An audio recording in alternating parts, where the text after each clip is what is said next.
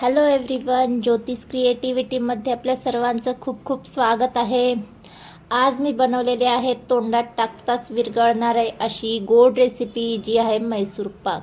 तर अगदी झटपट होणारी आणि कमी साहित्यामध्ये आणि तेही घरगुती साहित्यामध्ये होणारा असा हा मैसूर पाक आहे। तर वेळ न घालवता रेसिपीला सुरुवात करूया। तर मैसूर पाक करण्यासाठी आपल्याला लागणार आहे तेल। तर साधारण इथे मी 2 कप तेल घालून घेतलेलं आहे। तुम्ही तुमच्या घरातली वाटी सेट करून घेऊ शकता। मी या कपने मेजरमेंट केलेलं आहे। 2 कप तेल घालून घ्यायचे आणि त्यामध्ये साधारण 1 चमचाभर आपल्याला साजूक तूप घालून घ्यायचं आहे। इथे मी तेल घालून घेतले, तुम्हाला आवडत असल्यास तुम्ही तुपाचा देखील वापर करून घेऊ शकता। तर इथे आपण तेल चांगलं कडकडीत गरम करून घ्यायचंय। तर तेल गरम होते तोपर्यंत आपण एक साईडला पाक करण्यासाठी घेऊया। तर जेवढा आपण तेल घेतले तेवढीच आपल्याला साखर घालून घ्यायची आहे आणि त्यामध्ये 1 कप आपल्याला पाणी घालून घ्यायचं आहे। तर एक साईडला आपण पाक देखील करण्यासाठी ठेवून द्यायचं आहे। तर आपलं तेल गरम होतंय आणि पाक देखील होतोय तोपर्यंत आपण इथे बेसन पीठ चाळून घ्यायचं आहे। तर 1 कप बेसन पीठ मी घेणार आहे। ते आपल्याला छान असं चाळून घ्यायचं आहे। चाळल्यामुळे ते हलकं होतं, त्यामुळे चाळूनच घ्यायचं। आता यामध्ये आपण 1 चमचाभर तेल घालून घ्यायचं आहे। तर इथे तुपाचा वापर देखील करून घेऊ शकता, पण मी तेलाचा वापर केलेला आहे। या बेसन पिठाला आपण छान असं तेल चोळून घ्यायचं आहे। याने काय होईल, आपण जे मैसूर पाक करणार आहोत तो चांगला खुसखुशीत होतो। त्यासाठी आपल्याला इथे छान असं चोळून घ्यायचं आहे। तर हे आपलं चोळून झालेलं आहे। आता हे साईडला ठेवून देऊयात। आता ज्या भांड्यामध्ये आपल्याला मैसूर पाक सेट करायचा आहे त्या भांड्याला ऑइल किंवा तेलाने ग्रीस करून घ्यायचे। तर तुम्ही तुमच्या घरातलं कोणतंही भांडं सेट करून घेऊ शकता। मी इथे कुकरचा डबा घेतलेला आहे, त्याला तेलाने ग्रीस करून घेणार आहे। तर हे सगळं आपण साईडला ठेवून द्यायचं आहे। ही पूर्वतयारी आपल्याला करून घ्यायची आहे पाक होण्याच्या आधी आणि तेल गरम होण्याच्या आधी। तर इथे आपला पाक छान असा शिजलेला आहे, म्हणजे आपण एक तारी पाक करणार नाहीये। 1 तार होण्याच्या आधीचा जो पाक असतो तो आपल्याला करून घ्यायचा आहे। तर इथे तुम्ही पाहू शकता अजिबात तार होत नाहीये, म्हणजे तार तुटतीये याचा अर्थ आपल्याला 1 तार होण्याच्या हा आधीचा पाक आहे। तर असाच आपल्याला पाक हवा आहे। जास्त 1 तारी केला तर आपला जो मैसूर पाक आहे तो कडक होतो, त्यामुळे आपण 1 तारी करणार नाहीये। परफेक्ट आपला पाक तयार झालाय। आता यामध्ये आपण जे बेसन पीठ घेतलं होतं ते छान मिक्स करून घ्यायचे। तर गरम असल्यामुळे हे आपल्याला लगेच मिक्स करून घ्यायचे, नाहीतर त्याच्या गाठी होतात। जरी गाठी झाल्या असं तुम्हाला वाटत असेल तर तुमच्याजवळ जर विस्कर असेल तर त्याने छान गाठी फोडून घ्यायच्यात आणि गॅसची फ्लेम मीडियमच ठेवायची, नाहीतर तळाला चिटकण्याचे चान्सेस असतात। मीडियम गॅसवर सतत मिक्स करून मी याच्या गाठी फोडून घेणार आहे। तर इथे पाहू शकता छान आपलं इथे मिश्रण तयार झालेलं आहे। तर आपल्याला अगोदर हे पाकामध्ये छान शिजवून घ्यायचं आहे। तर मला चमच्याने काही गाठी फोडता आल्या नाही, त्यामुळे मी इथे स्पॅच्युलाचा वापर केलेला आहे। स्पॅच्युलाने छान अशा गाठी फोडल्या जातात, त्यामुळे मी अशा पद्धतीने गाठी फोडून घेणार आहे आणि पाकात आपल्याला हे बेसन पीठ छान पद्धतीने शिजवून घ्यायचं आहे। तर साधारण 5-1 मिनिटानंतर असं छान पद्धतीने हे शिजलं हे कसं समजणार, तर इथे तुम्ही पाहू शकता छान असे बुडबुडे यायला लागलेत, म्हणजे आपलं बेसन पीठ इथे छानपैकी शिजलेलं आहे।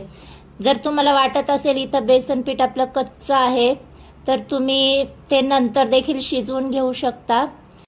इथे तुम्हाला जर फूड कलर ॲड करायचा असेल तर तोही तुम्ही ॲड करून घेऊ शकता। मी तसं काहीही केलेलं नाहीये।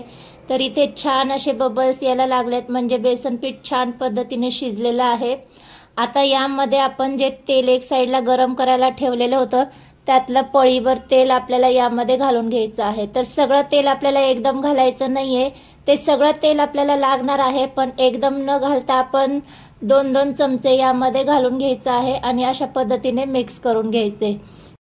सगळं तेल जर आपण एकदम घातलं तर आपण बेसन पीठ जे शिजवत आहोत ते शिजणार नाही आणि कच्चच राहील। त्यामुळे अशा पद्धतीने पळीभर तेल आपण थोड्या वेळाने घालून घ्यायचे, म्हणजे छान बेसन पीठ फुलून येतं। तेल घालत असताना जरा हळूवारपणेच घालायचं, नाहीतर तेलाचे चटके वगैरे बसतात, कारण आपण बेसन पिठामध्ये जेव्हा तेल मिक्स करू तेव्हा त्याची वाफ खूप जोरात लागते। त्यामुळे हळूवारपणेच ही प्रोसेस करायची आणि सतत मिक्स करायचे। आपण जे मेजरमेंट यामध्ये घेतलेलं आहे ते परफेक्ट आहे. ते सगळंच आपण तेल यामध्ये वापरणार आहोत, त्यामुळे हळूहळू आपण तेल मिक्स करून घ्यायचंय. मी जे हे मेजरमेंट सांगितलेलं आहे ते परफेक्ट मेजरमेंट आहे. त्याने फारच सुंदर असं मैसूर पाक तयार होणार आहे. जर तुम्हाला वाटत असेल की बेसन पीठ कच्चं आहे, तर यावेळेस आपण जेव्हा तेल टाकतो आणि छान मिक्स करतो, त्यामध्ये बेसन पीठ आपलं छान पद्धतीने शिजलं जातं आणि आपले मैसूर पाक देखील खुसखुशीत होतो. तर मस्त इथे आपण सगळं तेल घालून घेतलेलं आहे आणि मिनिटभर छान मिक्स करून घ्यायचंय. तर मिश्रण तयार झालं हे कसं कळणार, तर आपलं मिश्रण जेव्हा कढई सोडायला लागतं तेव्हा समजायचं की परफेक्ट आपलं मिश्रण तयार झालेलं आहे.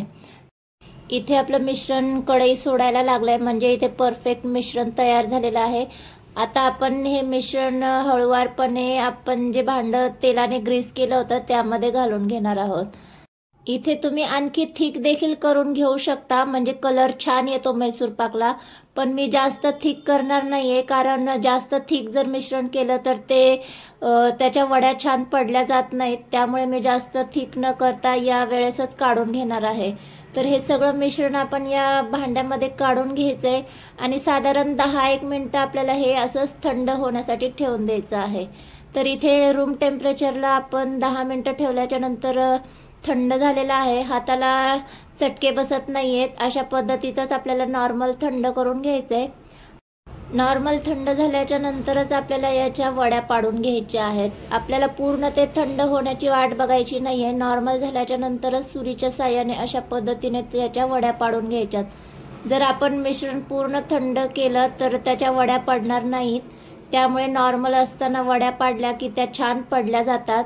तर इथे कट लावून घेतानाच तुमच्या लक्षात येत असेल की आपला मैसूर पाक किती छान असा सेट झालेला आहे.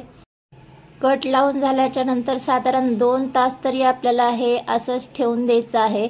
म्हणजे जो काही पाक आहे तो छान आतमध्ये मुरला जातो आणि टेस्ट देखील छान येते. तर 2 तासानंतर इथे मी मैसूर पाक तुम्हाला डिमोल्ड करून दाखवतेय. तर मस्तच आपला इथे मैसूर पाक सेट झालेला आहे. आता आपण डिमोल्ड करून छान सर्व करून घेऊया. तर अशा पद्धतीने जर तुम्ही मैसूर पाक केला तर तो कधीच फसणार नाही. अगदी परफेक्ट असा मैसूर पाक तयार होणार आहे. तर आजची ही मैसूर पाकची रेसिपी तुम्हाला कशी वाटली? व्हिडिओ आवडला असेल तर व्हिडिओला लाईक आणि चॅनलला सबस्क्राईब करायला विसरू नका. आणि अशा छान छान साध्या सोप्या रेसिपीसाठी ज्योतिष क्रिएटिव्हिटी चॅनल पाहत राहा. भेटूया नेक्स्ट व्हिडिओमध्ये. तोपर्यंत मस्त खा आणि स्वस्त रहा. ज्योतिष क्रिएटिव्हिटी चॅनल पाहत रहा. बाय.